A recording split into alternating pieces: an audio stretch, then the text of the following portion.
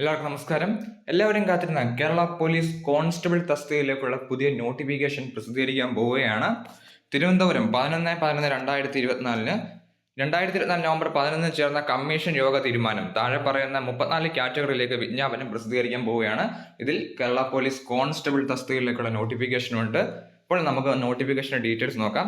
General recruitment സംസ്ഥാന തലം 5ാമത് കൊടുത്തിരിക്കുന്നതാണ്. Kerala police വകുപ്പിൽ police constable driver, woman police constable driver തുടങ്ങിയ തസ്തികയിലേക്ക് നോട്ടിഫിക്കേഷൻ വരുന്നുണ്ട്. ജനറൽ റിക്രൂട്ട്മെന്റ് ആണ്. എല്ലാവർക്കും അപേക്ഷിക്കാൻ സാധിക്കുന്നതാണ്.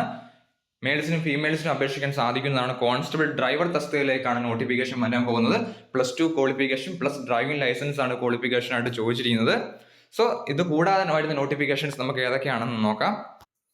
ഇത് കൂടാതെ എക്സൈസ് വകുപ്പിൽ എക്സൈസ് ഇൻസ്പെക്ടർ ട്രെയിനി വരുന്നുണ്ട്.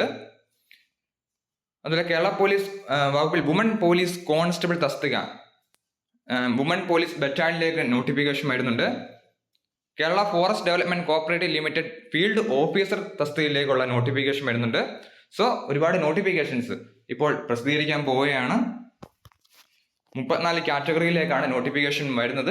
സോ നോട്ടിഫിക്കേഷൻ റിലീസ് ആകുമ്പോൾ തീർച്ചയായും ഒരു വീഡിയോയും കൂടി ചെയ്യുന്നതാണ്, ഡീറ്റെയിൽ ആയിട്ട് ഒരു വീഡിയോയും കൂടി ചെയ്യുന്നതാണ്.